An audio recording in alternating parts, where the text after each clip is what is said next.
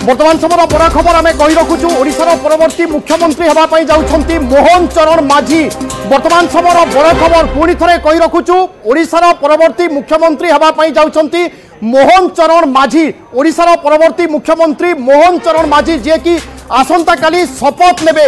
वर्तमान समय बड़ खबर सारा राज्यवासी अपेक्षा रही परवर्ती मुख्यमंत्री किए हेबे एवं किसी समय तले बीजेपी विधायक दल बैठक सरी बैठक में मोहन चरण माझी ना रे बाजी मोहर अर्थात राज्यर परवर्ती मुख्यमंत्री होगापी जाउछंती मोहन चरण माझी। भारतीय जनता पार्टी पक्षरु ए संपर्क में घोषणा करा जायछि।